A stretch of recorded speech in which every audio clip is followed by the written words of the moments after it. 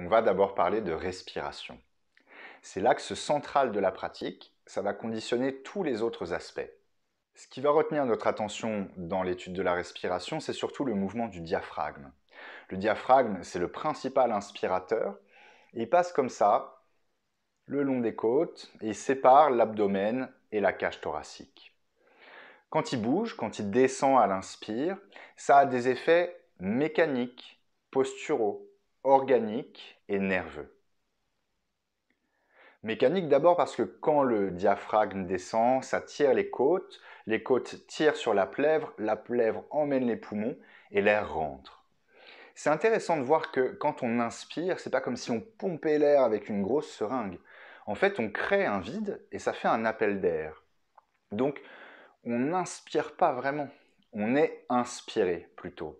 Et ça, c'est très intéressant parce que quand on va travailler la respiration, ça change l'intention. Il ne s'agit pas de s'entraîner, c'est très relax et c'est travailler sur la disponibilité, sur la capacité d'accueil. Plus on va s'ouvrir, plus on va avoir un inspire qui est de qualité. Au niveau postural, on dit que le diaphragme, c'est le chef d'orchestre de la respiration. Forcément, parce que c'est lui qui fait le mouvement le plus vital. On peut se passer de manger, on peut se passer de boire, mais pas très longtemps de respirer. C'est comme si tous les muscles du corps travaillaient avec lui. Il va avoir un effet sur la position de la colonne vertébrale, mais aussi sur l'action des abdominaux et du périnée. Quand on a une respiration qui est de qualité, quand le diaphragme descend et écarte les côtes, alors le périnée s'écarte aussi et le bassin se déploie. À l'expire, ça se rétracte et ça remonte. Logiquement, ce mouvement de pulsation commune, il crée déjà un soutien suffisant pour la posture. Mais souvent, ça se dérègle, donc c'est pour ça qu'il faut retravailler un petit peu la respiration et ensuite le centrage, ce sera l'objet du deuxième chapitre. L'inspire, c'est le diaphragme qui descend.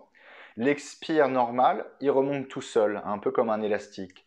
Mais si nous, on veut l'accompagner, alors on va engager les abdominaux pour...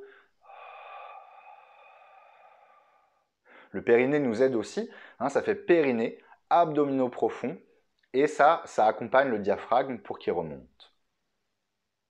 Une fois que tout est bien en place, dans la journée, on n'a pas besoin de forcer les abdominaux, de se tenir tout le temps, de se contracter, on a des choses plus intéressantes à faire, mais c'est de trouver une qualité sans effort, parce que naturellement, la posture, elle est faite pour être fonctionnelle. Au niveau organique aussi, c'est important le mouvement du diaphragme. C'est lui qui sépare le thorax, qui contient les poumons et le cœur, de l'abdomen, qui contient surtout les viscères qui aident à digérer. Quand on inspire, le diaphragme descend et il vient logiquement appuyer un peu sur les organes, les masser. Donc ça va aider la digestion et ça va aider aussi l'alimentation en sang. Le sang, ça amène les nutriments, l'oxygène aux organes.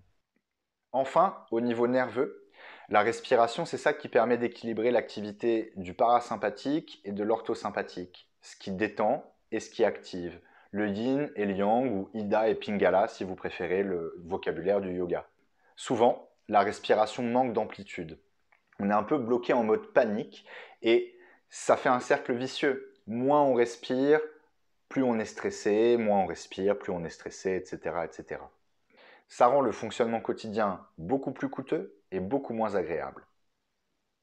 En résumé, libérer la respiration, ça vous permettra d'être mieux oxygéné, de mieux digérer, d'avoir une posture plus confortable et plus efficace et de mieux gérer votre stress.